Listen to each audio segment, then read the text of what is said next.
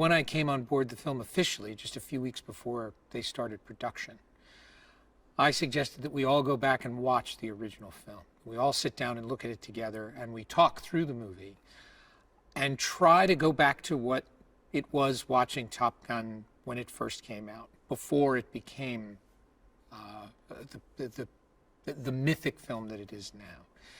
And we discovered a very different movie.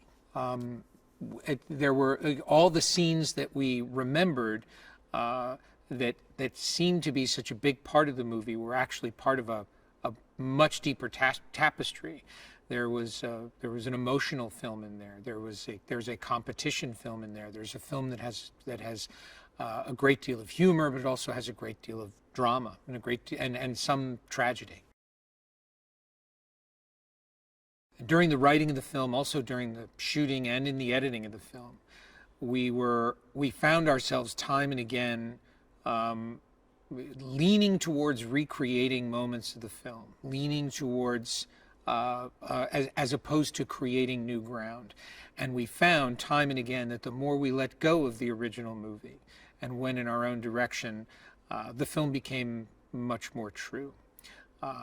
And that there really was the possibility to make something that stood alone. It was very important to Tom and I when we would talk about Top Gun that you didn't have to see the original movie in order to enjoy this one.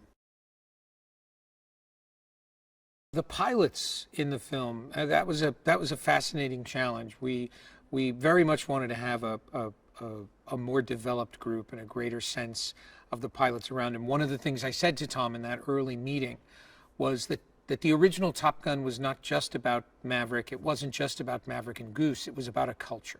It was about the culture of these pilots and the competition that they all had with one another, the spirit of competition that they all had with one another.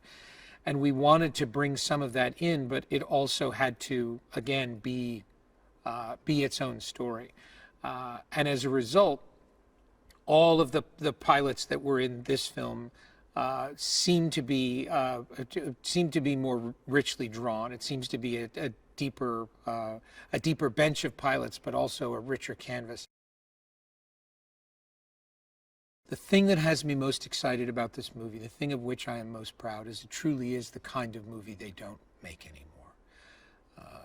Not just in its scope and its scale, but in its emotion, in its characters, in its storytelling.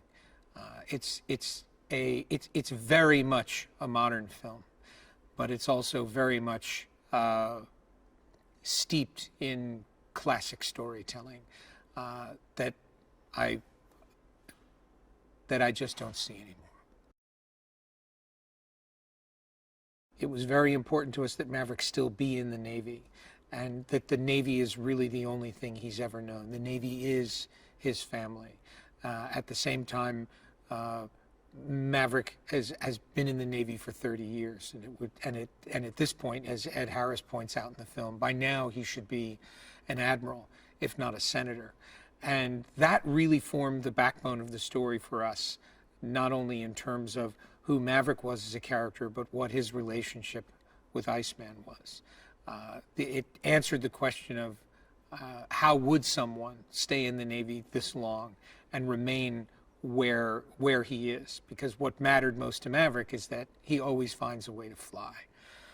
What that does at the beginning of our story is present someone who is not just there because he is a great pilot, but through a certain amount of guile and ingenuity, because the system is constantly looking for ways to push Maverick out to pasture, and Maverick constantly find ways to avoid that. Goose permeates just about every frame of this film. He's a character that everybody loved from the first movie, Maverick especially, and obviously his son Bradley, aka Rooster, is a very important character in the film.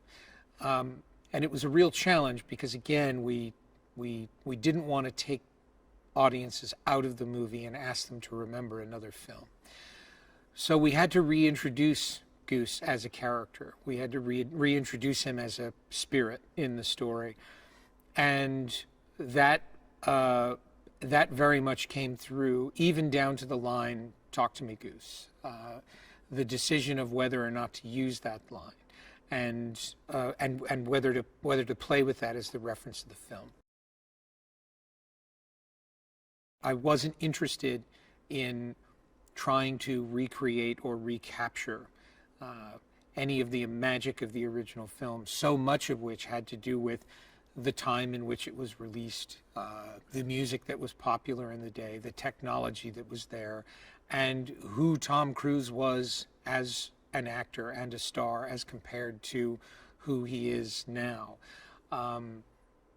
More than anything, I just wanted to be part of a really good story. And that's all Tom and I focused on from the very moment that I came on board. What is the story and why do I care? And we were challenged every day to not focus on the original film, to not be daunted by it and overwhelmed by it. And much in the way that Goose is a spirit that looms over Maverick, the original Top Gun was a spirit looming over us. We knew that we owed fans of the film a film that was just as good, if not better. But we also knew that the film we were making had to stand alone. And I think what we ended up with was a film that both honors and compliments and elevates the original film.